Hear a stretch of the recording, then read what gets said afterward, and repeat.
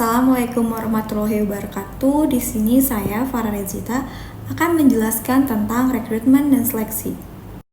Rekrutmen adalah proses mencari, menarik, dan mengidentifikasi kandidat yang potensial untuk mengisi posisi yang tersedia dalam suatu organisasi. Sedangkan seleksi adalah proses penyaringan dari kandidat yang telah direkrut untuk mendapatkan individu yang paling sesuai dengan kualifikasi yang dibutuhkan oleh organisasi. Lalu, seleksi ini sangat penting karena untuk menentukan siapa yang benar-benar layak dan bisa berkontribusi secara optimal terhadap tujuan perusahaan. Selanjutnya saya akan menjelaskan tentang tujuan dan pentingnya rekrutmen dan seleksi. Yang pertama, memastikan organisasi mendapatkan karyawan yang kompeten.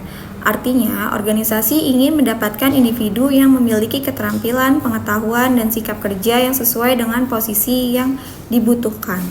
Karyawan yang kompeten akan berkontribusi langsung terhadap pencapaian target perusahaan. Yang kedua, meningkatkan efisiensi dan efektivitas dalam pencarian tenaga kerja. Dengan proses rekrutmen dan seleksi yang sistematis, perusahaan dapat menghemat waktu dan biaya, serta menemukan kandidat terbaik tanpa harus melalui proses panjang yang tidak terarah. Yang ketiga, mengurangi tingkat turnover karyawan. Turnover yang tinggi akan merugikan perusahaan untuk membutuhkan biaya rekrutmen ulang, pelatihan ulang, dan bisa menurunkan produktivitas. Proses seleksi yang tepat akan membantu mendapatkan karyawan yang cocok, baik secara teknis maupun budaya kerja, sehingga mereka lebih betah dan loyal. Selanjutnya, yang keempat, mendukung strategi bisnis dan budaya organisasi. Setiap perusahaan memiliki visi dan misi dan budaya kerja yang unik. Rekrutmen dan seleksi bertujuan untuk mencari karyawan yang tidak hanya mampu secara teknis, tetapi juga sejalan dengan nilai-nilai dan arah strategi bisnis perusahaan. Proses rekrutmen dan seleksi yang baik harus berlandaskan pada prinsip-prinsip yang adil dan profesional. Ada 4 prinsip utama yang perlu kita pegang. Yang pertama yaitu objektivitas dan transparansi.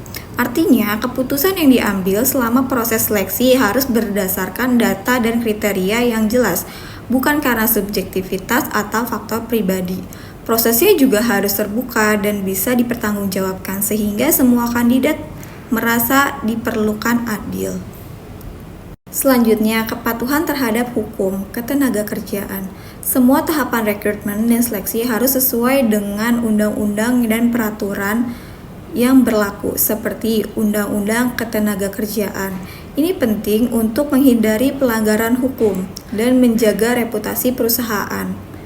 Lalu, yang selanjutnya, kesetaraan kesempatan kerja. Perusahaan harus memberikan peluang yang sama kepada semua kandidat tanpa memandang gender, usia, suku, agama, atau latar belakangnya. Tujuannya adalah menciptakan lingkungan kerja yang inklusif dan menghargai keberagaman. Lalu yang terakhir, seleksi berbasis kompetensi dan kinerja. Penilaian terhadap kandidat harus dilakukan berdasarkan kompetensi yang dimiliki dan kinerjanya, bukan hanya karena relasi atau rekomendasi pribadi. Hal ini membantu perusahaan mendapatkan karyawan yang benar-benar siap dan mampu untuk bekerja dengan baik. Di sini saya akan menjelaskan sumber rekrutmen internal. Yang pertama, promosi, yaitu menaikkan jabatan karyawan yang berprestasi. Yang kedua, transfer, yaitu memindahkan karyawan dari satu divisi ke divisi lain. Yang ketiga, yaitu referensi karyawan, merekomendasi dari karyawan yang sudah bekerja.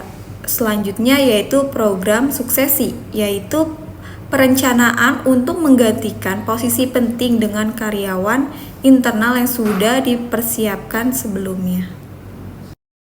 Selanjutnya yaitu dari eksternal. Yang pertama, portal kerja seperti Jobstreet, LinkedIn, atau Glints. Yang kedua, media sosial digunakan untuk menyebar informasi lowongan. Yang ketiga yaitu universitas melalui kerjasama dengan kampus atau program magang. Selanjutnya yaitu agen tenaga kerja atau headhunter yang membantu mencari kandidat profesional. Keuntungan dari rekrutmen internal adalah perusahaan sudah mengetahui kinerja dan karakter karyawannya sehingga resikonya lebih kecil.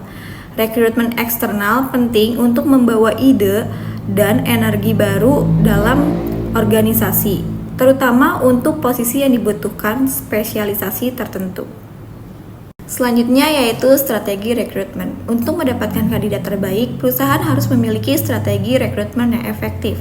Ada 3 hal yang perlu diperhatikan. Yang pertama, menentukan kebutuhan tenaga kerja dengan jelas. Langkah pertama adalah memahami posisi apa yang dibutuhkan, kompetensi apa yang harus dimiliki, dan kapan posisi itu harus diisi. Tanpa perencanaan yang jelas, proses rekrutmen bisa tidak terarah dan berujung pada kandidat yang tidak sesuai. Lalu yang kedua, menggunakan kombinasi sumber rekrutmen. Artinya, perusahaan sebaiknya tidak hanya mengandalkan satu saluran, misalnya hanya job portal atau hanya internal. Kombinasi antara sumber internal dan eksternal akan memperluas jangkauan mencari kandidat dan meningkatkan peluang mendapatkan talenta yang baik. Lalu selanjutnya membangun employer branding yang menarik. Employer branding adalah bagaimana perusahaan menampilkan dirinya sebagai tempat kerja yang menarik. Ini bisa dilakukan melalui media sosial, website, atau testimoni karyawan. Tujuannya adalah agar calon kandidat merasa tertarik dan semangat untuk bergabung karena perusahaan terlihat profesional, peduli, dan berkembang. Dengan berkembangnya zaman, kita harus memanfaatkan teknologi yang ada untuk rekrutmen dan seleksi. Contohnya yang pertama ini, menggunakan AI dan Big Data ATS untuk memfilter CV secara otomatis atau chatbot untuk komunikasi dengan kandidat. Lalu selanjutnya, tren rekrutmen digital melalui video interview dan asesmen daring, atau juga bisa secara melalui sosial recruiting, LinkedIn, Instagram, atau Facebook. Dengan bantuan AI seperti ATS dan chatbot, perusahaan dapat menyaring ribuan lamaran dan tetap menjaga kualitas seleksi kandidat dari berbagai wilayah. Dapat mengikuti juga untuk proses seleksi tanpa batasan geografis, sehingga mempercepat proses dan menghemat waktu.